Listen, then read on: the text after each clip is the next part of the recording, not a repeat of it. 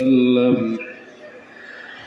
أقرب ما يكون العبد من ربه وهو ساجد فأكثر الدعاء أو كما قال عليه الصلاة والسلام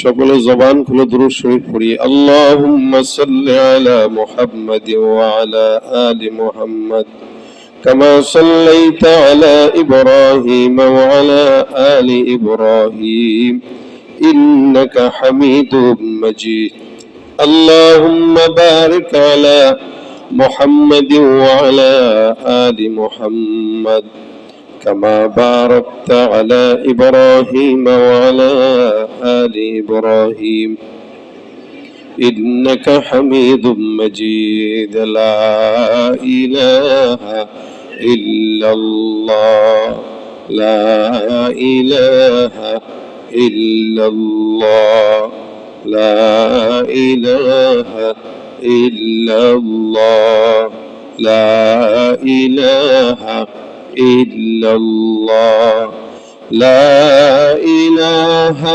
إلا الله لا إله إلا الله لا إله إلا الله لا إله لا إله إلا الله محمد رسول الله صلى الله عليه وسلم سبحانك لا علم لنا إلا ما علمتنا إنك أنت العليم الحكيم رب اشرح لي صدري ويسر لي أمري واحلل عقدة من لساني يفقه قولي أستغفر الله ربي من كل ذنب وأتوب إليه لا حول ولا قوة إلا بالله العلي العظيم الحمد لله رمضان المبارك উপলক্ষে 15 দিন ব্যাপী তাফসীরুল কোরআন মাহফিলের আজকের 3 রমজান আল্লাহ পাক রব্বুল আলামিন আমাদেরকে রোজা রাখা অবস্থায় জোহর নামাজের পরে আল্লাহ পাকের পবিত্র ঘর মসজিদে তার মহাপবিত্র গ্রন্থ কোরআন মাজিদ থেকে কিছু মুযাকারা করার তৌফিক দান করেছেন। সকলে বলি আলহামদুলিল্লাহ। গত বছর আপনাদের সামনে আমার 2-4টা আলোচনা করার সৌভাগ্য আল্লাহ পাক দিয়েছিলেন। এবছর করব কি করব না একটা দ্বিধাদ্বন্দ্ব ছিল। উমরার সফর থাকে রমজানে, তো এটা পিছানোর কারণে আলহামদুলিল্লাহ আল্লাহ পাক রব্বুল আলামিন আবার সেই সুযোগ করে দিয়েছেন। ইনশাআল্লাহ আজকেও আপনাদের সামনে একটি নির্দিষ্ট বিষয় কিছু কথা বলবো মুখতাসার সময়। আল্লাহ পাক এই সময় বরকত দান করুক। যা বলবো শুনবো আমলের নিয়তে বলার এবং শোনার তৌফিক দান করুক। রমজান পবিত্র মাস, আমরা অনেকে অনেকভাবে ইবাদত করতেছি, যার যেভাবে স্বাচ্ছন্দ্য বোধ হয়, যে যেভাবে আল্লাহকে পেতে চায় সে সেভাবে ইবাদত করে। রমজানের কোনো কিছুই ছোট না, ইবাদত কোনো ইবাদতই ছোট না। আল্লাহ পাক রব্বুল আলামিন রমজানে নফল ইবাদতকে ফরজের সমতুল্য সওয়াব দান করেছে। মানে কত বড় ফজিলত যে নফল ইবাদত, নফল 2 রাকাত পড়লেন কিন্তু আল্লাহ পাক সওয়াব দিল কি ফরজ 2 রাকাতের। রমজানে কেউ যদি উমরাও করে, ওই নফল উমরাটা আল্লাহ পাক সেটা ফরজ হজের সমান সওয়াব দান করে। এই জন্য রমজানে সামর্থ্য থাকলে আল্লাহর কাছে চাওয়া যে আল্লাহ রমজানে আমাকে উমরা করার তৌফিক দাও। আমার এখনো পর্যন্ত নিয়ত আছে, বাকি আল্লাহ পাক যেন কবুল করে। আপনারা বলেন আমিন। আপনাদের থেকে আমিনটা বলাইলাম, আপনারা সবাই রোজাদার, হয়তো আপনাদের রোজাদারদের দোয়ার বরকত আল্লাহ আমাকে নিবে ইনশাআল্লাহ। আপনাদেরকে অনেক জোরে বলেন আমিন। সামর্থ্য থাকুক বা না থাকুক, নিয়ত তো আছে। নিয়ত থাকলে আল্লাহ কবুল করবে ইনশাআল্লাহ। অনেকে অনেক ভাবে আপনারা ইবাদত বন্দেগী করতেছেন, অনেকে অনেক রকম ভাবে জিকির আজকার করতেছেন। যে যেভাবেই করেন, কথা হলো গুনাহ থেকে বেঁচে থাকা, রমজানে গুনাহ থেকে বেঁচে থাকা। আসলে আপনারা যে অঞ্চলে থাকেন, এরপরও আপনাদের গুনাহ থেকে বাঁচাটা অনেকটা সহজ, কিন্তু যারা শহরমুখী এদের গুনাহ থেকে বাঁচা অনেক কঠিন। আমি প্রথম 2 রোজা আমার গ্রামে মা বাবার সাথে করে আসছি। ইচ্ছা ছিল মোটামুটি সপ্তাহখানেক থাকবো, তো আপনাদের এই প্রোগ্রামকে উদ্দেশ্য করে আমার ঢাকা আসা লাগছে। তো আমার এই গত 2 রোজায় আলহামদুলিল্লাহ আমার কোনো প্রকার চোখের জবানের গুনাহ হয় নাই। কেন এটা হয় নাই? গ্রামে থাকার কারণে। পরিবেশ নেই, বের হইলে কোনো মেয়ে নজরে পড়তেছে না, কোনো বন্ধু বান্ধব বা এরকম কোনো সার্কেলও ওখানে নাই যে যাদের সাথে বসে আড্ডা মারবো, গীবত করবো, এটাও নাই। একা একা ছিলাম, মা বাবার সাথে ছিলাম। যতক্ষণ ছিলাম ততক্ষণ মা বাবাকে দেখছি, সওয়াব হয়েছে, এবং এর ফাঁকে তেলাওয়াত করছি, সওয়াব হয়েছে। একসাথে মা বাবাকে নিয়ে ইফতারের আগে দোয়া করছি, সওয়াব হয়েছে। কিন্তু এটা ঢাকায় আর নাই। ঢাকায় বাসার থেকে বেরোবেন ইফতার কেনার জন্য গুনাহ। কি বলেন আপনারা? ইফতার কিনতে বের হইতেছেন, ইবাদত করবেন ইফতার করে, ওই ইফতারের ভিতরে গুনাহ। ফল কিনতে যাবেন, জিনিসের দাম 60 টাকার হালির লেবু বা 60 টাকা ডজনের লেবু 220 টাকা 40 টাকা, কিনতে যায় ঝগড়া লাগতেছে, গুনাহ। মানে কোন দিকে যাবেন? শহরে চতুর্দিকে গুনাহ। এই জন্য এর ভিতরে সবচেয়ে বড় আমল হইল, রোজার ভিতরে সবচেয়ে বড় আমল হইল গুনাহমুক্ত থাকা, যতক্ষণ থাকা, কথা কম বলা। হ্যাঁ, বন্ধু বান্ধবদের সাথে সারা বছর আড্ডা হয়েছে, সারা বছর গল্প হয়েছে। রমজানে অন্তত গল্প কম করা, অন্তত যতটুকু কম কথা বলা যায় রোজা রাখা হালতে। হ্যাঁ বলেন, ইফতারির পরে বলেন, যান তারাবির পরে যা আড্ডা মারেন, সমস্যা নেই। মানতে যে আমি বললাম যদি করতেই মন চায় আর কি, কিন্তু রোজার হালতে না। রোজার হালতে আড্ডা মারলে অবশ্যই এটার ভিতরে গীবত ঢুকে, শিকায়াত ঢুকে, 2টা ফাহিশা শব্দ ঢুকে যায়, হাসি মজা ঢুকে যায়, যেটা আপনার রোজাকে নষ্ট করে। এই জন্য রমজান মাসে যে যেভাবে ইবাদত করতেছেন, এই ইবাদতের পাশে অন্তত এটা যা আমি আমার গুনাহ থেকে বাঁচবো, এটা সবচেয়ে বড় ইবাদত। তা আমি যে বিষয়টা নিয়ে আলোচনা করব সেটা হলো অন্যতম সমস্ত ইবাদতের মধ্যে অন্যতম ইবাদত, এটা হলো নামাজ এবং নামাজের সিজদা। সিজদা এমন একটা বড় ইবাদত যে ইবাদত বান্দাকে আল্লাহ পাক রব্বুল আলামিনের সবচাইতে বেশি নিকটবর্তী করে। সুবহানাল্লাহ। সবচাইতে বান্দার সাথে আল্লাহ পাকের নিকটবর্তী হবার, বান্দা আল্লাহর সাথে নিকটবর্তী হবার সবচাইতে বড় ইবাদত কি? বল, সিজদা। কি সিজদাটা কোথায় হয়? নামাজে হয়। আর নামাজ ছাড়াও সিজদা দেওয়া যায়। আপনি যখন কি বলে কোরআনে খতম পড়ার সময় সিজদার আয়াত পড়বেন, তখন আপনার জন্য সিজদা দেওয়া কি? ওয়াজিব। আপনি যখন আয়াত পড়লেন নামাজে অথবা অন্য কোনো জায়গায় তেলাওয়াত করতেছেন, তো সিজদার আয়াত পড়লেন, তো ওই সময় আপনার জন্য সিজদা দেওয়া ওয়াজিব, তো আপনি সিজদায় চলে যান। এই হলো সিজদা। সিজদা অনেক বড় ইবাদত। আল্লাহ পাক নামাজের কথা যেভাবে আলাদা বলেছেন, আল্লাহ পাক সিজদার কথাও আলাদা বলে দিয়েছেন। যেমন নামাজের কথা আল্লাহ বলছেন আকিমিস সালাহ, তোমরা সালাত প্রতিষ্ঠা করো, এটা আল্লাহ পাক আলাদা বলেছেন। ঠিক তেমনি ভাবে সিজদার কথাও আল্লাহ আলাদা বলেছেন, উসজুদ ওয়াকতারিব, তোমরা সিজদা দাও আর আল্লাহ পাকের নিকটবর্তী হয়ে যাও। তার মানে আল্লাহ পাকের নিকটবর্তী হওয়ার জন্য সবচেয়ে বড় মাধ্যম হলো সিজদা। আর সিজদাটা কোথায়? নামাজে। এটার সাথে সম্পৃক্ত, দুইটা একই জিনিস। কিন্তু আল্লাহ পাক সিজদাটা আলাদা কেন বললেন? কারণ মানুষ মাজারে যায় নামাজ পড়ে না, সিজদা দেয়। কি করে? সিজদা দেয়। মাজারে যায় নামাজ পড়বে না, বাবার দিকে ফিরে, কিন্তু সিজদা ঠিকই দিবে। সিজদাটা শুধুমাত্র কার জন্য? আল্লাহর জন্য। সিজদা আল্লাহ পাক ছাড়া কারো কাছে দেওয়া যায় না, কারো পায়ে দেওয়া যায় না। যদি সিজদার জন্য কোনো মানুষ হকদার হইতো, নবী করিম সাল্লাল্লাহু আলাইহি ওয়াসাল্লাম সবচেয়ে বড় হকদার ছিলেন সিজদা পাওয়ার। কথা বুঝুন না আপনারা? আল্লাহ পাকের পরে সিজদা দেওয়ার জন্য যদি কারো কেউ হকদার বেশি হইতো, তাহলে কে হইতো? রাসূল সাল্লাল্লাহু আলাইহি ওয়াসাল্লাম বেশি হকদার হইতেন সিজদা পাওয়ার, আল্লাহর পরে। সম্ভবত এক হাদিসে আসছে কিছু সাহাবে আকরাম মদিনায় গেলেন অথবা কোন এলাকায় গেলেন, যাওয়ার পরে দেখে ওই এলাকার মানুষ তাদের নেতাকে, তাদের আমিরকে সেজদা দেয়। তখন তারা রাসূল সাল্লাল্লাহু আলাইহি ওয়াসাল্লামের কাছে আসলেন, এসে ডাক দিয়ে বললেন, ইয়া রাসূলুল্লাহ, আমরা অমুক অঞ্চলে গেলাম, অমুক এলাকায় যাওয়ার পরে আমরা দেখলাম ওই এলাকার লোকেরা তাদের আমিরদেরকে সেজদা দেয়। ইয়া রাসূলুল্লাহ, আমরা চিন্তা করছি, আমরা তো ভাবলাম সেজদা পাওয়ার উপযোগী যদি কেউ সবচেয়ে বেশি হয় তো সেটা আপনি। নবী, আমরা কি আপনাকে সেজদা দিব না?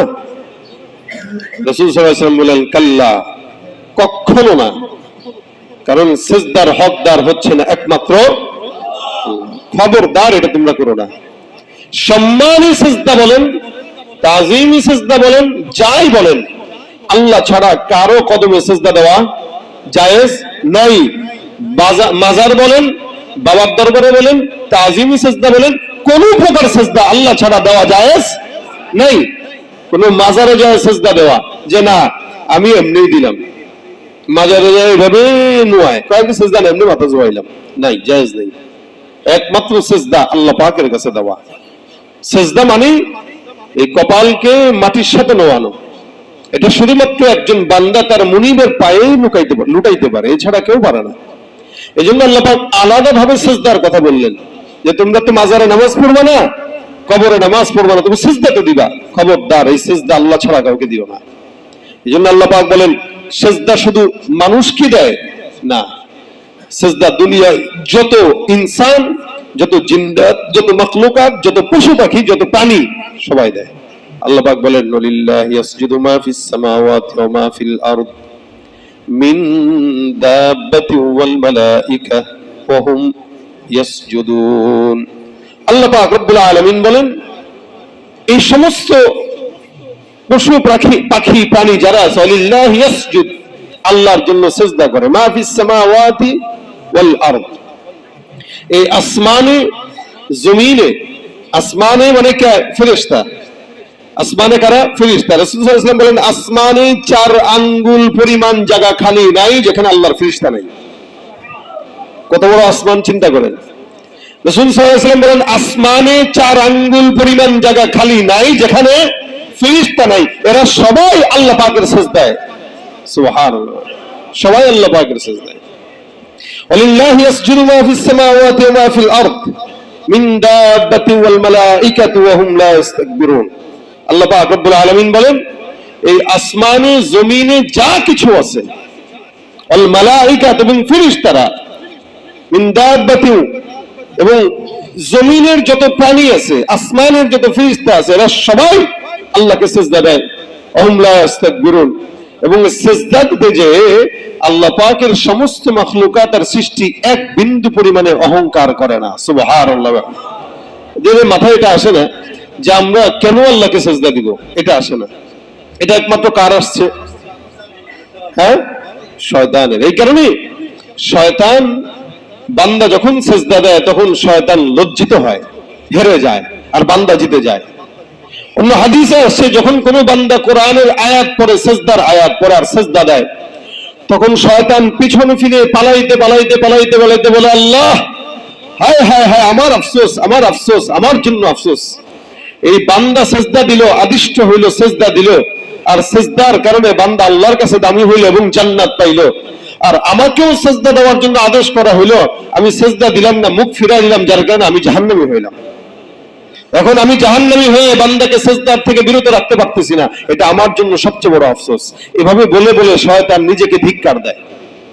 এজন্য যত বেশি সিজদা দিবেন আপনি নিজে জয়ী হবেন, আর শয়তান কি হবে? পরাজয় লাভ করবে। আপনি জয়ী হবেন, শয়তান পরাজয় লাভ করবে। শয়তান সিজদার মাধ্যমে বান্দা জয়ী হয়, শয়তান পরাজয় লাভ করে। এজন্য আল্লাহ পাক বলেন, তোমরা সিজদা দাও, কারণ সারা আসমান জমিনের সমস্ত মাখলুকাত সিজদা দেয়। আর রাসূল করিম সাল্লাল্লাহু আলাইহি ওয়াসাল্লাম এই কারণে বলেন হাদিসে, আকরাবু মা ইয়াকুনুল আবদু মির রাব্বিহি ওয়া হুয়া সাজিদুন। একটা বান্দা আল্লাহর কাছে সবচেয়ে নিকটবর্তী হয় এই অবস্থায় যে বান্দা সিজদারত অবস্থায় আছে। এজন্য রাসূল বলেন, যেহেতু বান্দা সিজদার মাধ্যমে আল্লাহ পাকের নিকটবর্তী হয়, সুতরাং তোমরা সিজদায় ফাকসিরুদ দুআ, যত বেশি যখন নিকটবর্তী থাকবা তত বেশি তখন আল্লাহর কাছে চাও। মনে করেন আপনাদের এলাকার চেয়ারম্যান, মেম্বার, এমপি, মন্ত্রী, আপনি তখন তার কাছে গেলেন দেখা করতে। আপনি কোনো এমপির কাছে দেখা করতে গেলেন, কোন লিডারের সাথে দেখা করতে গেলেন। এখন আপনার এলাকার কোনো বন্ধু যদি জানে যে আপনি এই মুহূর্তে ওনার কাছে আছেন, আপনারা কি বলবো? দোস্ত, আমার বিষয়টা একটু বলিস, দোস্ত ওই বিষয়টা একটু বলিস। আপনি চিন্তা করবেন আমার তো কি কি সমস্যা আছে, মনে করেন 10টা সমস্যা আপনি একসঙ্গে লিপিবদ্ধ করছেন, এখন সব তার কাছে বলবেন। কেন? যে এই যে নিকটবর্তী হয়েছে, এখন আমি আর সে ছাড়া কেউ নাই। এই মুহূর্তে তাকে যত বেশি বলা যায় তত বেশি আমার লাভ।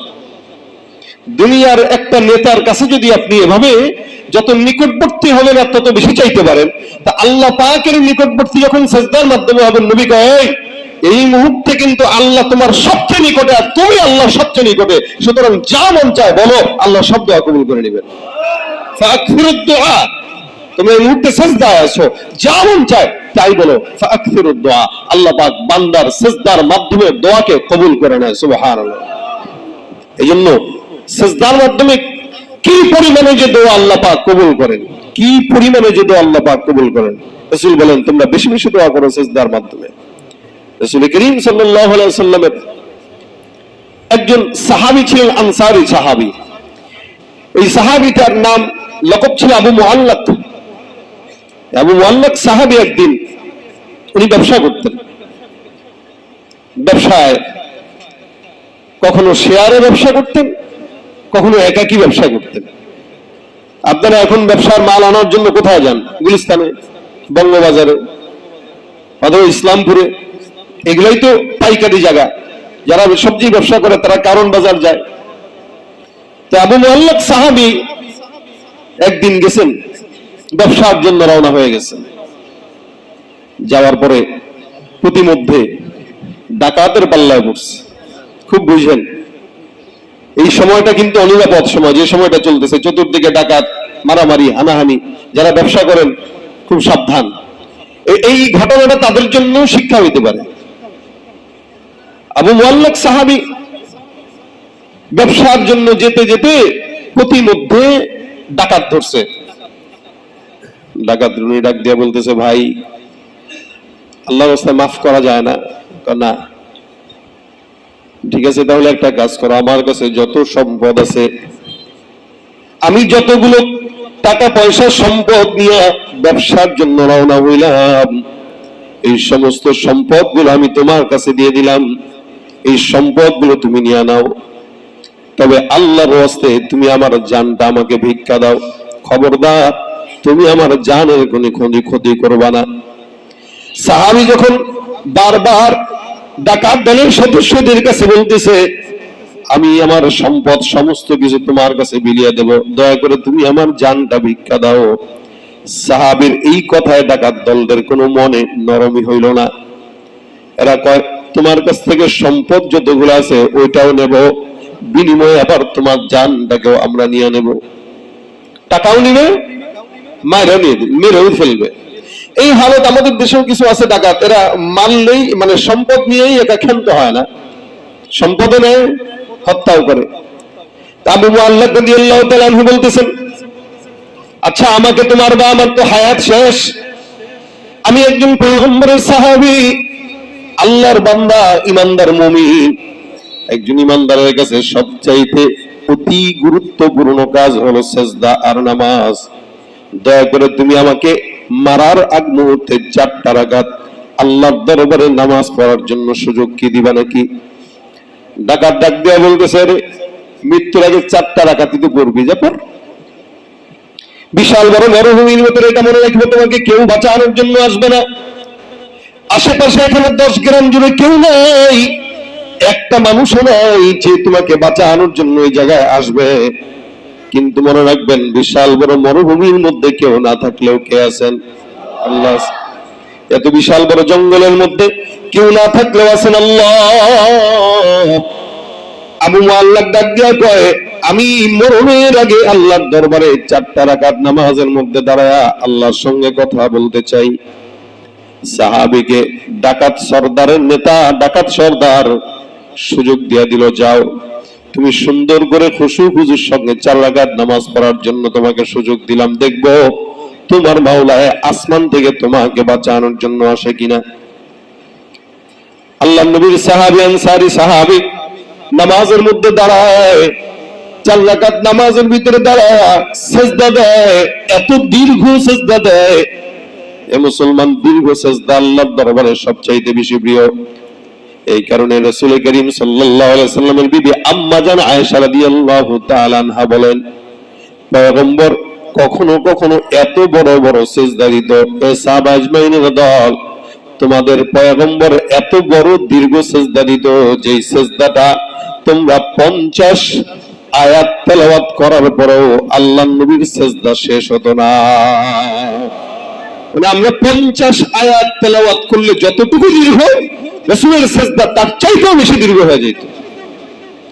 এখন এই বেচারা সিজদা দিলেন, 4 রাকাত নামাজ আদায় করলেন, নামাজের ভিতরে সিজদারত অবস্থায় সুন্দর করে সিজদার ভিতরে দোয়া পড়ে, ইয়া ওয়াদুদ ইয়া ওয়াদুদ ইয়া ওয়াদুদ ইয়া যাল আরশিল মাজিদ ইয়া ফাআলাল লিমা তুরিদ আসআলুকা বিইজ্জিকাল্লাযী লা ইউরাম ওয়া মুলকিকাল্লাযী লা ইয়াদাম ওয়া বিনূরিকাল্লাযী মালাআ আরকানা আরশিক আন তাকফিনি শাররা হাযাল লাস ইয়া মুগীথ আগিসনি ইয়া মুগীথ আগিসনি ইয়া মুগীথ আগিসনি। সিজদার ভিতরে এই দোয়াটা করে ফেললেন, বারবার এই দোয়া করতেছেন, ইয়া ওয়াদুদ ইয়া ওয়াদুদ ইয়া ওয়াদুদ ইয়া যাল আরশিল মাজিদ ইয়া ফাআল লিমা তুরিদ। আল্লাহ পাক রব্বুল আলামিনের দরবারে বারবার যখন দোয়া করে, আল্লাহর বান্দা সিজদার মধ্যে আছে, এমন সময় কোন জায়গা থেকে যেন দৌড় দিয়া একজন আল্লাহর বান্দা অশ্বারোহী হয়ে এই বান্দাটা জমিনের ভিতরে আসলো। আর যে ডাকাত দলটা, ডাকাতের সর্দারটা তাকে হত্যার জন্য অপেক্ষা করতেছিল, আল্লাহর বান্দা সে তরবারিটা খাপ থেকে বের করে ওই ডাকাতের গর্দানটা দুখণ্ডিত করে দিল। উনি দোয়া করছেন নামাজের সিজদায়, ইয়া মুগীথ আগিসনি আসআলুকা শাররা হাযাল লাস। আল্লাহ, আমি আপনার কাছে এই যে ডাক সর্দার আছে এদের ক্ষতির থেকে পানাহ চাই, আর আপনি আমার জন্য যথেষ্ট, আকফিনি, আপনি আমার জন্য যথেষ্ট। এই সমস্ত দুর্বল ডাকাত ফাকাতের কাছ থেকে আপনি একাই যথেষ্ট, আর কেউ দরকার নাই। নামাজের সিজদার ভিতরে পড়লেন, আল্লাহর বান্দাটা আসলো, ডাকাতের সর্দারকে হত্যা করলো, গর্দান থেকে মাথাটা আলাদা করে দিল, দেহ থেকে গর্দানটা আলাদা করে দিল। এবার ওই যুবকটাকে ডাক দেয়া বলতেছে, এই যুবক তুমি মাথা উঠাও, এই যুবক তুমি মাথা উঠাও, উঠে যাও, নামাজ শেষ করো। সাহাবী আবু মুআল্লাক নামাজ শেষ করে দিলেন। নামাজ শেষ করার পরে ডাক দেয়া বলতেছেন, হে আল্লাহর বান্দা, আমার মা বাবা তোমার জন্য কুরবান হোক। আল্লাহ পাক রব্বুল আলামিন তোমার উসিলায় এই ডাকাতের কবল থেকে আজকে আমাকে হেফাজত করেছেন। সুবহানাল্লাহ। তুমি কে? এমন কোন আল্লাহর বান্দা যে আল্লাহর বান্দা আমাকে এমন ডাকাত সর্দার থেকে, আমার জানটাকে, আমার মালটাকে হেফাজত করেছো? কে রে ভাই তুমি? এই বিশাল মরুভূমির মাঝখানে যেখানে কেউ নাই, আমি আমার এই মালগুলো নিয়ে যাচ্ছিলাম, তুমি আমাকে কোথেকে আসছো ভাই? ভাই, এটা তো একটা আশ্চর্যের বিষয়। আপনি এমন জায়গায় আছেন, এমন জঙ্গলে আছেন, এমন মরুভূমিতে আছেন যেখানে কেউ নেই, আপনি নামাজে দাঁড়াইলেন, হুট করে এসে দেখেন আপনাকে একজন আপনার ওই ডাকাতকে মেরে চলে যাইতেছে।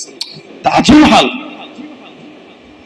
ভাই, বিপদে পড়লে আল্লাহকে ডাকলে আল্লাহ পাক যে আপনার ডাক শুনেন, এটার কি আপনাদের কাছে কোনো সন্দেহ আছে? কি বলেন, আছে কারো? আল্লাহু আকবার, জবান খুলে বলেন আল্লাহু আকবার। এটা আল্লাহ পাকের কুদরত, আল্লাহ বান্দাকে হেফাজত করে। আমাদের মাঝে মাঝে হয় এটা, একবার এরকম হয়েছে, অসংখ্যবার হয়েছে, মনে আছে একবারের কথা। ঢাকার থেকে প্রোগ্রাম করে এক জায়গায় যাচ্ছিলাম, তো যাওয়ার পথে বিশাল কুয়াশার রাত, তো হুট করে 3 রাস্তার মোড়। এখন রাস্তা কোন দিকে? মাহফিল শেষ করার পরে ওই এলাকার লোকজন বলছেন, হুজুর খুব সাবধানে যায়, এলাকা ভালো না, ডাকাত আছে। তা আমরা আল্লাহর রহমতে দুরূদ শরীফ ইস্তেগফার করতে করতে রওনা দিছি। এখন এক জায়গায় এসে দেখি কোন জায়গায় যাবো বুঝতেছি না, এদিকে একটা রাস্তা, ওদিকে একটা রাস্তা, ওদিকে একটা রাস্তা, রাস্তার ভাবসাবও ভালো না, মেন রোডে উঠবে কোন দিক দিয়া? গাড়িটা থামায় দাঁড়াইছি। হুট করে ভাবতেছি আল্লাহ কারো জিজ্ঞাসা করবো, রাত 2টা 3টা, কোনো কুকুরও নেই। তো হঠাৎ করে তাকায় দেখি একজন আল্লাহর বান্দা, আমাদের কিন্তু এতক্ষণ চোখে নজরে পড়ে নাই, তাকায় দেখি এই লোক এখানে দাঁড়ায় আছে। বললাম ভাই আমরা ঢাকায় যাবো কোন রাস্তায়? হুজুর এই যে সামনে এই রাস্তা গেলেই মেইন রোড। আচ্ছা আমরা তার কথা শুনে গাড়িটা ছাড়ছি, ছেড়ে মনে করেন অন্তত 10 হাত আগাইছি, 10 হাত হবে না, হয়তো 5-6 হাত আগাইছি। আগে চিন্তা করলাম কিরে এই লোকটারে হুট করে দেখলাম না, কোথেকে আসলো। এবার গাড়ি থামে, গ্লাস খুলি, একটু ব্যাকে এসে তাকায় দেখি লোক আর নাই। কিরে এই লোক কই? গাড়ি থামায়, ডানে তাকায়, বায়ে তাকায়, সামনে পিছনে তাকায়, একটু ব্যাকে যাই, লোক তো নাই, লোক নাই। ইয়া মুগীস ওয়া আগিসনি। আল্লাহ পাক বিপদে বান্দাকে সহযোগিতা করে ফেরেশতা পাঠায় দেয়। এটা আপনি নিজেও টের পাবেন, কারণ আল্লাহ পাক আপনার জন্য আল্লাহর কোটি কোটি ফেরেশতা নিযুক্ত রাখছেন আপনাকে সহযোগিতা করার জন্য। আপনি উষ্টা খাইলেন, পড়েন নাই, কেন পড়েন নাই? আপনাকে ফেরেশতা ধরে রাখছে, আপনি পড়েন নাই। আপনি মনে করছেন না আমি বেঁচে গেছি, আপনি বাঁচেন না, আপনাকে বাঁচানো হয়েছে। কি হয়েছে? বাঁচানো হয়েছে আপনাকে। এ বেচারা ডাক দিয়ে, এই ভাই আপনার উপরে আমার মা বাবা কোরবান হোক, আপনি কে যে আপনি বিপদের মুহূর্তে এসে ডাকাতকে মারছেন? ফেরেশতা কি কয় শুনেন, ফেরেশতা কয় শোনো, আমি চতুর্থ আসমানের আল্লাহ পাকের তরফ থেকে একজন ফেরেশতা, চতুর্থ আসমানের একজন ফেরেশতা, আমি আল্লাহ পাকের তরফ থেকে আসমানের চতুর্থ আসমানে কার্যরত অবস্থায় আছি। তুমি যখন নামাজের ভিতরে সিজদার হালতে দোয়া করতেছো, ইয়া ওয়াদুদ ইয়া ওয়াদুদ ইয়া আল আরশিল মাজিদ ইয়া ফাআল লিমা তুরিদ আসআলুকা বিইজ্জাতিক, আল্লাহ পাক রব্বুল আলামিনের কাছে তুমি যখন দোয়াটা করলা ইয়া মুগীস আগিসনি পর্যন্ত, প্রথমবার যখন তুমি দোয়া করলা, প্রথমবার আমি দূর থেকে কেমন যেন একটা বিশাল শব্দের আওয়াজ আমি শুনতে পাইলাম। এরপর তুমি যখন দ্বিতীয়বার এই দোয়াটা করলা, আমি তৃতীয় আসমানে নেমে গেলাম। আমি তৃতীয় আসমানে নেমে যাওয়ার পর শুনলাম ঝনঝনানির শব্দ। তোমার শব্দগুলো আমার কানে বিশাল বড় এরিয়া পার হয়ে আমার কানে আসলো, ফেরেশতাদের কানে আসলো। তৃতীয়বার যখন তুমি বললা, আমি যখন দ্বিতীয় আসমানে নেমে গেলাম, তখন তোমার শব্দটা আমার কাছে স্পষ্ট আসতেছে, ইয়া মুগীস ওয়া আগিসনি। প্রথম আসমানে আসার পর আল্লাহ পাক রব্বুল আলামিন ডাক দিয়া বললেন, এই ফেরেশতা, জমিনে আমার একজন বান্দা বিপদের মধ্যে আছে, ওই বান্দা আমি আল্লাহর রহমত চায়। সমস্ত ফেরেশতার মাঝখান থেকে আমি ডাক দিয়া করলাম, আল্লাহ ওই বান্দার হেফাজতের দায়িত্ব তুমি আমার মতো একজন ক্ষুদ্র ফেরেশতাকে দিয়া দাও। আল্লাহ পাক আমাকে তোমার দায়িত্ব দিয়ে দিয়েছে। আসতে যতক্ষণ লাগছে, তুমি তৃতীয়বার বলতে দেরি, আমি আসতে দেরি হয় নাই, এসেই আমি সাথে সাথে ওই ডাকাতকে আল্লাহর আদেশে হত্যা করে ফেললাম। সুবহানাল্লাহ। দেখেন ভাইরা আমার, আনসার সাহাবী বলেন আল্লাহু আকবার, আল্লাহ পাকের সিজদায় ডুবে এই দোয়া পড়া কত যে বরকত নয়। এই কারণে রাসূল বলেন, কেউ যদি এই দোয়াকে সিজদায় পড়ে, আল্লাহ পাক রব্বুল আলামিনের সাহাবীরা বলেন, কেউ যদি সিজদার ভিতরে যে এই দোয়া পড়ে, আল্লাহ পাক রব্বুল আলামিন ওই বান্দার যত বিপদ আসুক না কেন, যত বড় বিপদ আসুক না কেন, 4 রাকাত নামাজ পড়বে আর নামাজের সিজদায় এই ইয়া ওয়াদুদ দোয়াটা করবে, তা আল্লাহ পাক তার সব বিপদ থেকে আল্লাহ তাআলা হেফাজত করবে। তো ভাইরা আমার, এই জন্য সিজদার অনেক দাম। কোন বান্দা যদি সিজদার ভিতরে যায়, সিজদা যদি বেশি বেশি দোয়া করে, আল্লাহ পাক রব্বুল আলামিনের হাবিব বলেন, সিজদার মাধ্যমে বান্দার সমস্ত গুনাহগুলোকে আল্লাহ পাক রব্বুল আলামিন দূর করে দেয়। সিজদার মাধ্যমে দোয়া কেমনে কবুল হয়? দূর হয়ে যায় গুনাহ। আল্লাহ পাক রব্বুল আলামিন একজন সাহাবী ইবনে মাসউদ রাদিয়াল্লাহু তাআলা আনহু বলেন, আমরা একবার মসজিদের ভিতরে একজন সাহাবীকে দেখলাম, যে সাহাবীটা নামাজ পড়তেছে। উনি ডাক দিয়া বলতেছেন, একটা যুবক ছেলে নামাজ আদায় করতেছে। নামাজের পর ইবনে মাসউদ বলেন, আমি লোকগুলোকে ডাক দিয়া বললাম, তোমাদের ভিতরে এই যুবকটাকে কি কেউ তোমরা চিনো নাকি? যখন সবাই বললো এই যুবককে আমরা কেউ চিনি না, একজন বলল, হ্যাঁ আমি চিনি। হযরত ইবনে ওমর রাদিয়াল্লাহু তাআলা বলেন, এই যুবককে যখন যে লোকটা চিনো বলল, ইবনে ওমর বলেন, শোনো, এই যুবকটাকে আমি যদি চিনতাম তাহলে তাকে আমি বলতাম, সে তো নামাজ ঠিক মতো আদায় করেছে কিন্তু সেজদা তেমন লম্বা দেয় নাই। এই যুবকটাকে আমি চিনলে তাকে বলতাম, এই যুবক, তুমি নামাজের মধ্যে সেজদাকে অতি দীর্ঘ করে দাও। কারণ কি জানেন? সেজদা যখন দীর্ঘ হয়, আমরা নবী করিম সাল্লাল্লাহু আলাইহি ওয়াসাল্লামকে বলতে শুনেছি, কোন ঈমানদার বান্দা যখন নামাজের মধ্যে সিজদাকে দীর্ঘ করে, আল্লাহ পাক বান্দার কাঁধের ভিতরে আর মাথার উপরে বান্দার গুনাহগুলোকে ঝরায় দেয়।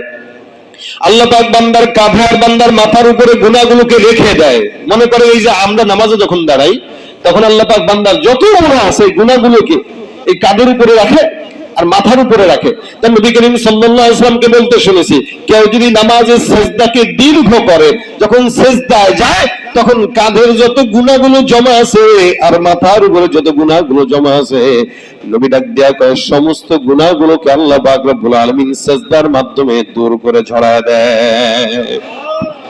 বিষয়টাকে আপনারা বুঝতে পারছেন? মানে কাঁধের উপরে আর মাথার উপরে গুনাহগুলোকে আল্লাহ পাক জমা রেখে দেয় নামাজের হালতে। তো রাসূল বলেন যখন বান্দা সিজদায় যায়, তখন তো সিজদায় গেলে তো এরকম নিচা হওয়া লাগে। এখন আপনার এই কাঁধে যদি মনে করেন 100 টাকার কয়েকটা বান্ডিল রাখা হয়, দাঁড়ানো অবস্থায় আছেন, এমনি রাখলেন তাই আছে, কিন্তু সিজদায় গেলে থাকবে? রাসূল বলেন বান্দার সমস্ত গুনাহের বোঝা আল্লাহ পাক সিজদার হালতে যাওয়ার সাথে সাথে মাথার থেকে এবং কাঁধ থেকে ঝরায় দূর করে দেয়া যায়। সুবহানাল্লাহ। এজন্য ইবনে উমর বলেন, আমি যদি এই যুবকটাকে চিনতাম তাহলে বলতাম, এই যুবক তুমি সিজদায় বেশি সময় থাকো, যত বেশি সময় থাকবা তত বেশি গুনাহ ঝরে যাবে। আর যদি হুট করে উঠার হুট করে চলে যাও, তাহলে কিছু গুনাহ থাকবে, কিছু গুনাহ আবার ঝরে যাবে, আর কিছু গুনাহ যেগুলো লেগেই থাকবে এগুলো ঝরবে না। সুতরাং তুমি সিজদাকে দীর্ঘ করো, যাতে করে তোমার সমস্ত গুনাহগুলো আল্লাহ পাক ঝরায় দেয়। ঘুরাই দিয়েছেন কথাগুলো, বুঝতে পারতেছেন ইনশাআল্লাহ? এই জন্য ভাই সিজদা বেশি করা, এই জন্য আল্লাহ বলেন উসজুদ ওয়াকতারিব, সিজদা দাও আর নিকটবর্তী হও। সিজদার মাধ্যমে আল্লাহ পাক রব্বুল আলামিন বান্দাকে নিকটবর্তী করায়। সাহাবা আজমাইনদের অন্যতম গুণ ছিল, আল্লাহ পাক রব্বুল আলামিন বলেন মুহাম্মাদুর রাসূলুল্লাহ ওয়াল্লাযীনা মাআহু আশিদ্দাউ আলাল কুফফার রুহামাউ বাইনহুম তারাহুম রুকআন সুজদা ইয়াবতাগুনা ফাদলাম মিনাল্লাহি ওয়া রিদওয়ানা سيماهم في وجوههم من أثر السجود ذلك مثلهم في التوراة ومثلهم في الإنجيل। সাহাবা আজমাইনদের হালত ছিল তারা বেশি বেশি সিজদার মধ্যে সময় লাগাইতো, রুকুর মধ্যে সময় লাগাইতো, যার কারণে তাদের চেহারার ভিতরে আল্লাহ পাক রব্বুল আলামিন সিজদার নূর আল্লাহ পাক দান করেছেন।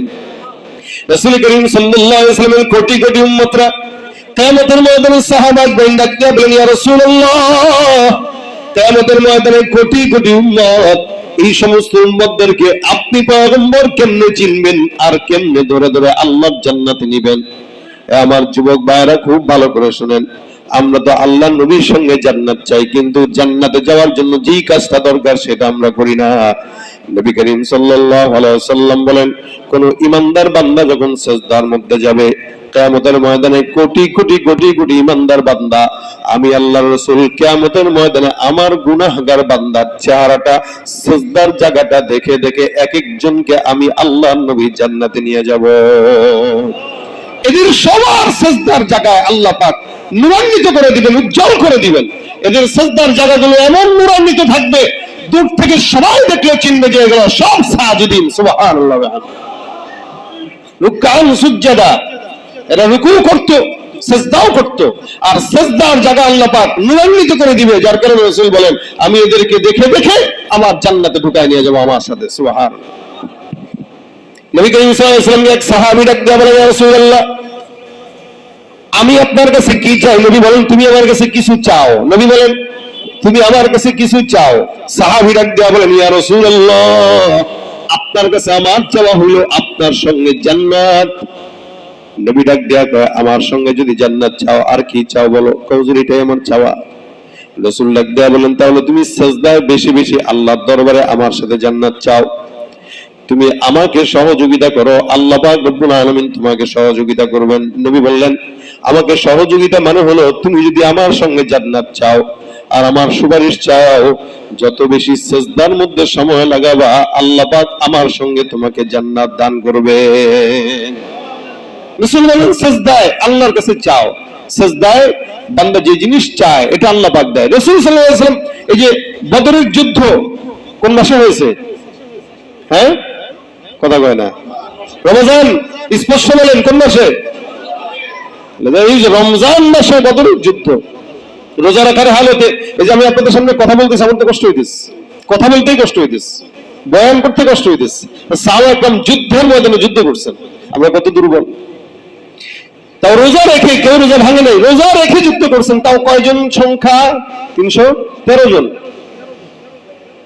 আলী রাদিয়াল্লাহু তাআলা বলেন, আমরা বদরের যুদ্ধে গেলাম, আমার পয়গম্বরকে দেখলাম রাসূল করিম সাল্লাল্লাহু আলাইহি ওয়াসাল্লাম সিজদার মধ্যে আছে।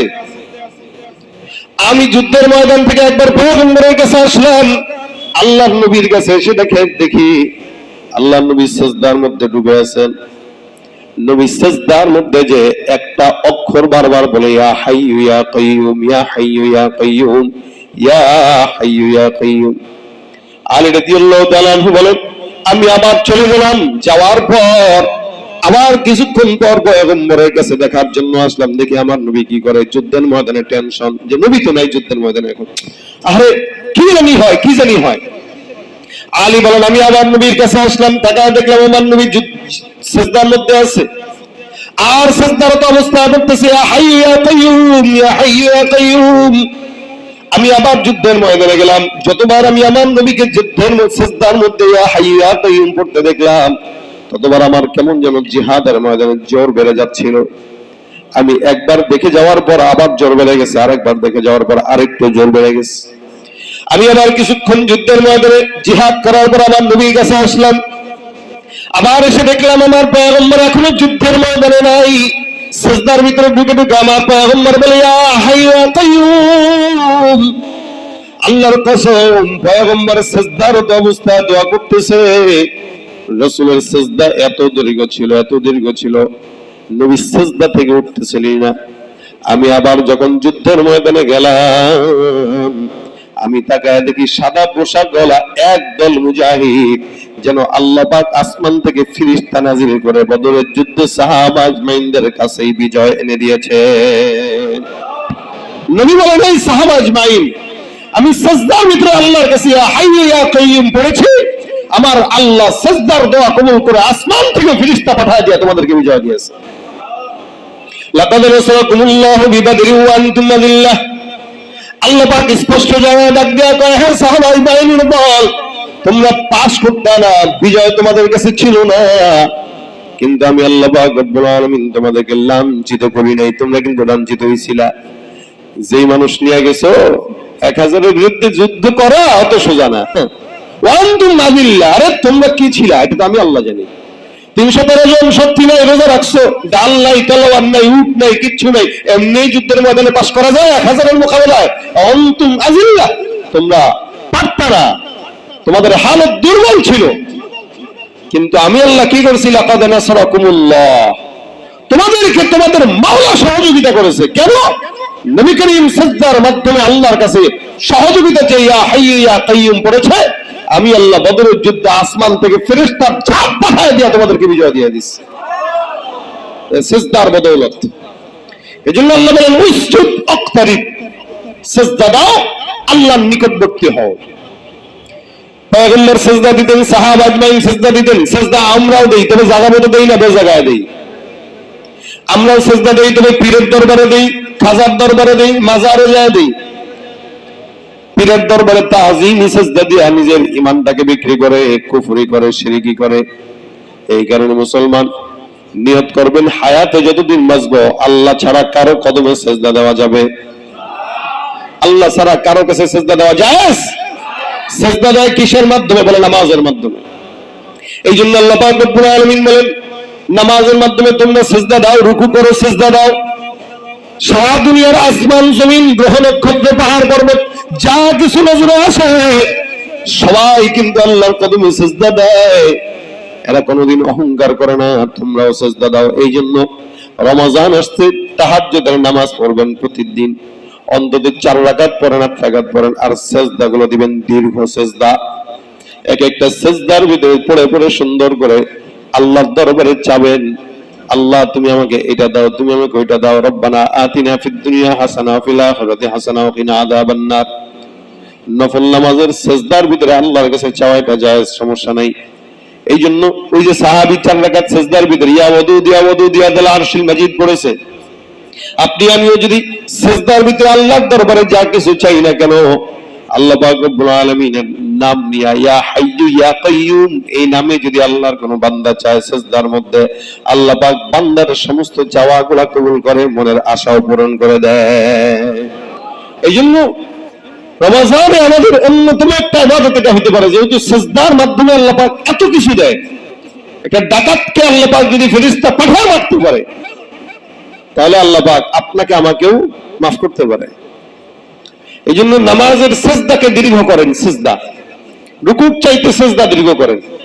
সুবহান রাব্বিয়াল আ'লা সুবহান রাব্বিয়াল আ'লা সুবহান রাব্বিয়াল আ'লা সুবহান রাব্বিয়াল আ'লা প্রয়োজনে 7 বার পড়েন, 9 বার পড়েন, 11 বার পড়েন, যতবার মন চায় ততবার পড়েন। সিজদাকে দীর্ঘ করেন।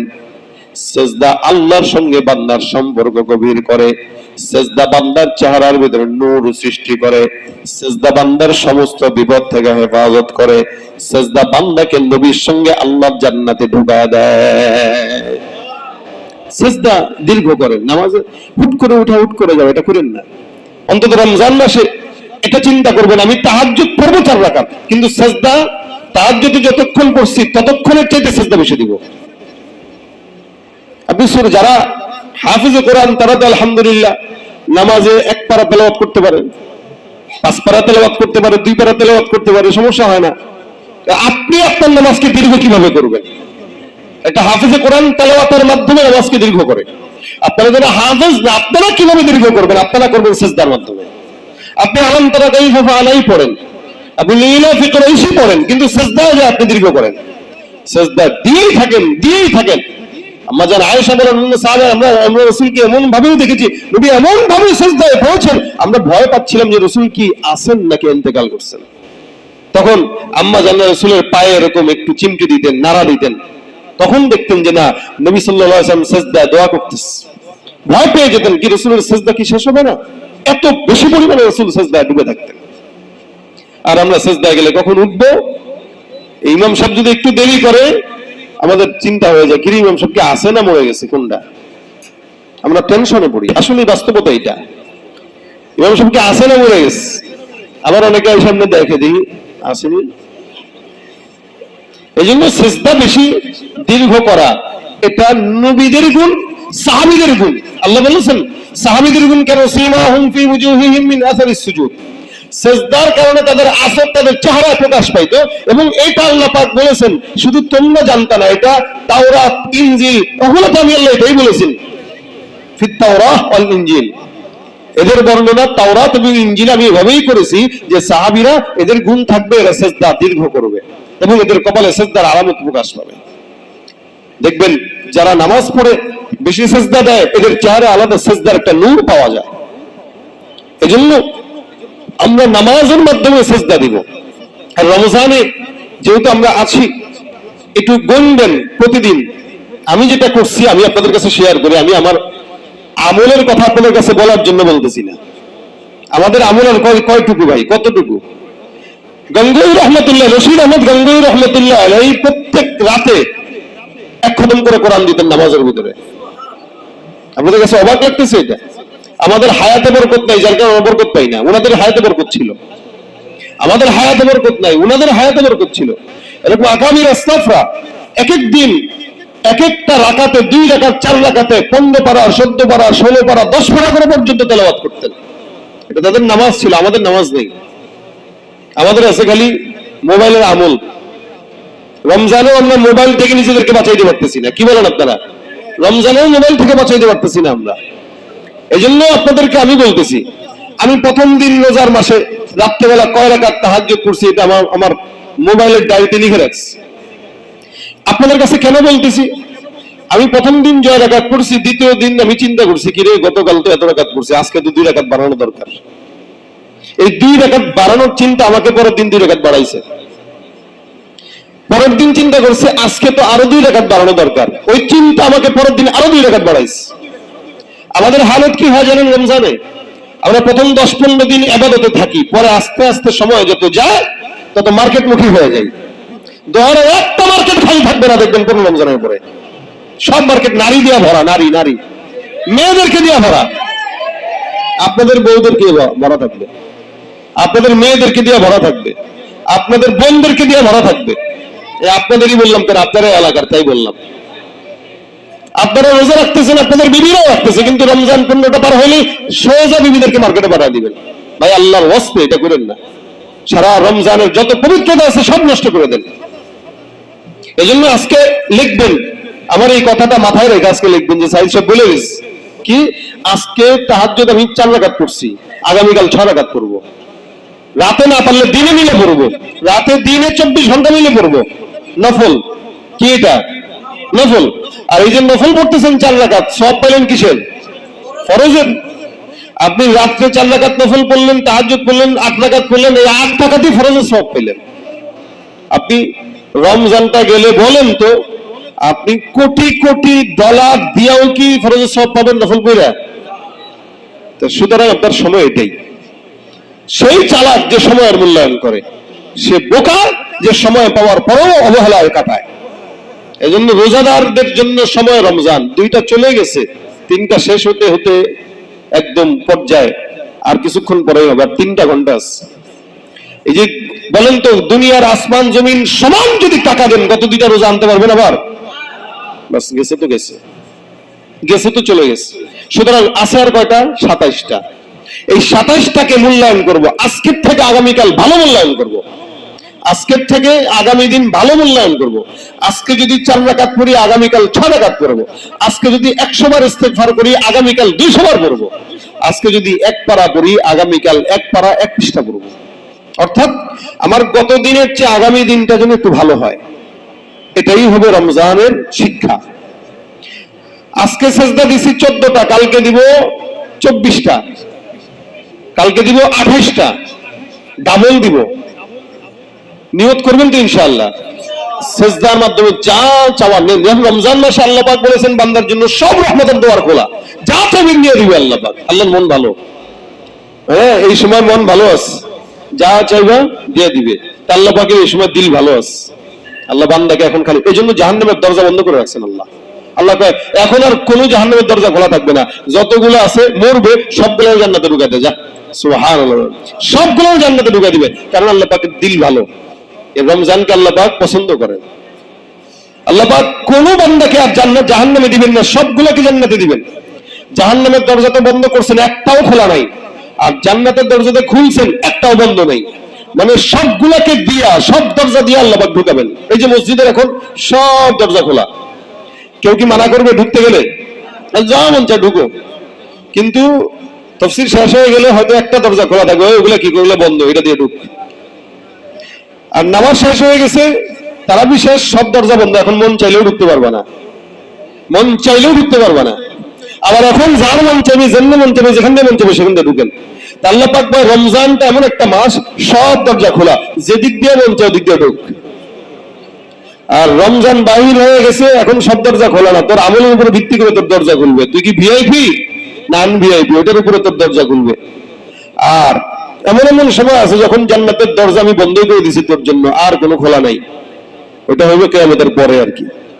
তো সুতরাং আমাদের রমজানটা আল্লাহ পাক রহমতের দরজা খুলে দিয়েছেন। আমরা যত বেশি পারবো সেজদা দিব, সেজদা দিয়ে আল্লাহ পাকের কাছে চাবো।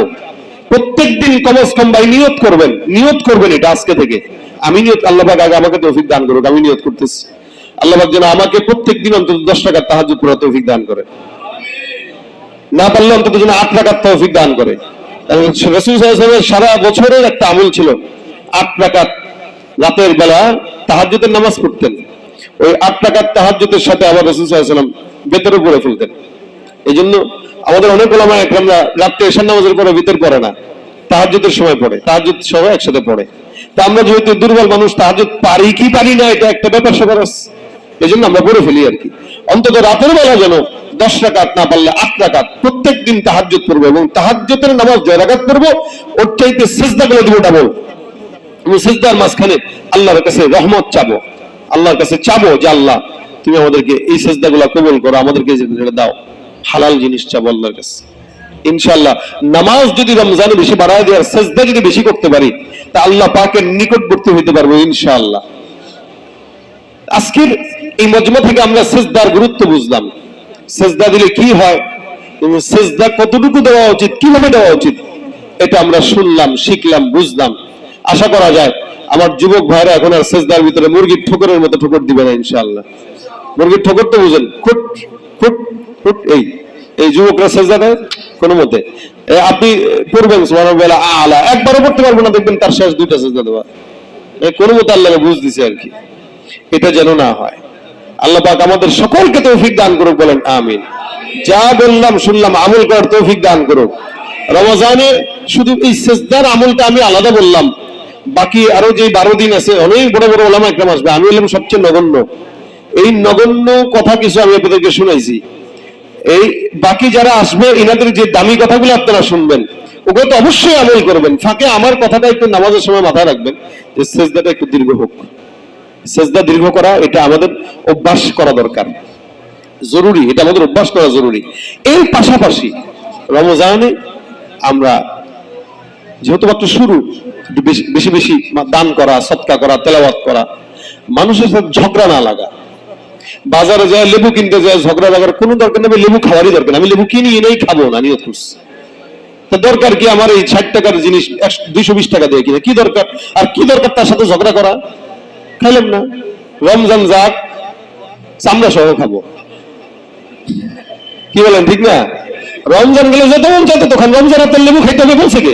খাওয়া বন্ধ করুন 2 দিন, ভিক্ষা করে আপনার ঘরের দরবারে দিয়ে যাবে, ভাই নে ভাই 60 টাকা দিয়ে নে, দিয়ে যাবে আপনার কাছে। আপনি খাইতে যান বলেই তারা দাম উঠায় 280, আপনি না খাইলে দাম উঠাইতো না। কিন্তু মুসকিন গেছি রোজার আগের দিন, একজন কইতেছে হুজুর, আমি বলছি ভাই কত? 450। এত দাম কেন? কি বলেন 600 টাকা দাম যাবে দেখেন, আমি বলে রাখলাম, এখন না কিনলে ঠকবেন। আমি বললাম খাইলাম না, এই স্পষ্ট বাজারে বলে আমি খাইলাম না। এটা কি জিনিস যে খাইতে হবে? এটার ভিতরে দিচ্ছে সবগুলো মেডিসিন, না খাইলে ভালো, খাইলাম না। তারপরে বাজারে যে কেন ঝগড়া লাগা দরকার? বেগুন কিনা দরকার নেই, বেগুনি না খেলে কি হবে? আপনি ভাত দিয়ে ইফতার করেন, অন্তত ঝগড়া থেকে এড়ায় চলার জন্য বলতেছি আর কি। বাজারে গেলে মেজাজ গরম হয়, আমি বাজারেই যাইনি। বাজারে গেলে যতই টাকা থাকুক আপনার, আপনি তাই বলে কি ফ্রি ফ্রি দিয়ে আসবেন 5 টাকার জিনিস 100 টাকা দিয়ে? এটা তো অপচয়। এটা কেন হয় বাংলাদেশে? আমরা খাই বলেই হয়। আমরা যদি খাওয়া বন্ধ করে দিই, ভাই মরে যাবো, ভাত তো আছে নাকি, ভাত তরকারি তো আছে, তো ভাত তরকারি খালে যেহেতু বাঁচে, তাহলে আবার কি দরকার ওই ফল কিনা, লেবু কিনা, তরমুজ কিনা, হ্যান কিনা, তেন কিনা, দরকার কি? আপনি 1 সপ্তাহ কিনা বন্ধ করেন, আপনারা দোহারের মানুষ, 1 সপ্তাহ কিনা বন্ধ করেন, দেখবেন বাজারের ব্যবসায়ীরা আপনার পা ধরে আব্বা আমার ফলটা নেন, আব্বা আমার খরচ, আমার লস, আব্বা টাকা দিবে, আপনার আব্বা টাকা দিবে, ঝগড়াও দরকার নাই, স্বচ্ছন্দে দিয়ে যাবে আপনার ঘরে। আপনার পোলা হয়তো বলবে আব্বা একটু খাওয়ান, বলবেন তুই খাইস না, পরে খাইস, ঈদের পরে যত লাগে তত খাওয়া বোঝা। এগুলো একটু সচেতনতার সাথে চললেই দেখবেন সব ঠিক। এই যে উমরার প্যাকেজ 1,70,000 80,000 টাকা করে হাজি সাহেবরা, ফ্লাইটের টিকেটের দাম 1,10,000 20,000 টাকা করে বিমান, আজীব অবস্থা। তা আমি সেদিন এক মাহফিলে যাই বলে আসছি, ভাই 1 মাস আপনারা উমরা যাওয়া বন্ধ করেন, 1 মাস দেখবেন উমরার ব্যবসায়ী, টিকেট সিন্ডিকেট যেগুলো ব্যবসায়ী আছে, এগুলোর মাথায় হাত আসবে, এগুলো বউ শাড়ি কেনার টাকা পাবে না। আমরা যাই বলে আমাদের মনে হয় না আমাদের ফ্যাশন হয়ে গেছে, যাওয়াই লাগবে। আমি রমজানের শুরুতে যাইতাম, আমি যাই নাই কেন? 1,70,000 টাকা দিয়ে আমি যাবো না, আমি যাব না, কি দরকার? আমরা পারি না বয়কট করতে, আমরা বয়কট করতে পারলে এরা আমাদের সাথে পারতো না। এই জন্য বাজারে যে অযথা দাম, জিনিসপত্রের দাম শুনে মাথা নষ্ট করে ঝগড়াঝাটি করার দরকার নেই, রোজাকেও হালকা করার দরকার নেই। বাস বউরে বলবেন ভাত রান্না করো, নয়তো খিচুড়ি রান্না করো, ইফতার খিচুড়ি হবে। একবারে ইফতারের সময় ভাত খাবেন, একবারে ভোরাতে ভাত খাবেন, শেষ। খরচও কমলো, যেই টাকা বাঁচাইলেন ফলের চাইতে, ওই টাকা দিয়ে গরিব দুঃখীদেরকে দান করেন, সময়টা কাজে দিবে, টাকাটাও কাজে দিবে। আমরা সিস্টেম বুঝি কম, এই কারণে আমাদের কষ্ট হয়, বাজার ঘাটে জ্যামজট হয়, ঝগড়াঝাটি হয়। আল্লাহ পাক আমাদেরকে রমজানে মুখের গুনাহ থেকে বাঁচাক, জবানের যে গুনাহ আছে, গালিগালাজ, গীবত শিকায়েত, এটার থেকে বাঁচাক, মিথ্যা বলা থেকে বাঁচাক। আল্লাহ পাক আমাদেরকে বেশি বেশি ইবাদত বندگی করার তৌফিক দান করুক। সিজদা হবে কি দীর্ঘ, অনেক দীর্ঘ। এই দীর্ঘ সিজদা দেওয়ার মতো ধৈর্য, সবর, কপাল, মন আল্লাহ পাক আমাদের সকলকে দান করুক, বলেন আমিন। আজকের এই তাফসীর মাহফিল থেকে যা শুনলাম বললাম, আল্লাহ পাক এগুলোতে বরকত দিক। বাকি যে 12 দিন তাফসীর হবে, আল্লাহ পাক এই তাফসীরুল কোরআন মাহফিলের প্রত্যেকটা দিন আল্লাহ পাক কিছু না কিছু আমল আমাদেরকে এখান থেকে নিয়ে যাওয়ার তৌফিক দান করুক। আমা তৌফিক ইল্লা বিল্লাহ। সকলে দুরূদ শরীফ পড়ুন। আল্লাহুম্মা সাল্লি আলা সাইয়্যিদিনা ওয়া নাবিয়্যিনা ওয়া শাফিঈনা ওয়া হাবিবিনা মাওলানা মুহাম্মদ সাল্লাল্লাহু আলাইহি ওয়া আলা আলিহি ওয়া আসহাবিহি ওয়া বারিক ওয়া সাল্লিম। আস্তাগফিরুল্লাহ রাব্বি মিন কুল্লি যামবি ওয়া আতুবু ইলাইহি লা হাওলা ওয়া লা কুওয়াতা ইল্লা বিল্লাহিল আলিয়্যিল আযীম। আল্লাহুম্মা আনতাস সালাম। ربنا ظلمنا أنفسنا وإن لم تغفر لنا وترحمنا لنكونن من الخاسرين. ربنا فاغفر لنا ذنوبنا وكفر عنا سيئاتنا وتوفنا مع الأبرار. رب اغفر لي ولوالدي وللمؤمنين يوم يقوم الحساب. আয় আল্লাহ মেহেরবানি করে আজকের মজমাকে কবুল ও মঞ্জুর করে নাও। আল্লাহ যা আলোচনা হয়েছে আমল করার তৌফিক দান করে দাও। আয় আল্লাহ হায়াতের মধ্যে বরকত দাও। আয় আল্লাহ আমাদের সমস্ত রোজাগুলো কবুল ও মঞ্জুর করে নাও। আয় আল্লাহ ইফতার সাহরি তারাবি কবুল ও মঞ্জুর করে নাও। আয় আল্লাহ আজকের মজমায় যারা বসেছে, আয় আল্লাহ প্রত্যেককে তুমি মাফ করে দাও। আয় আল্লাহ প্রত্যেককে তুমি কবুল ও মঞ্জুর করে নাও। আয় আল্লাহ যুবকদেরকে দিনদার নেককার পরহেজগার বানায় দাও। আয় রব্বুল আলামিন এই এলাকার প্রত্যেকটা মানুষকে আল্লাহ তুমি নেককার ইমানদার হিসেবে কবুল করে নাও। মা বোনদেরকে পর্দার বিধান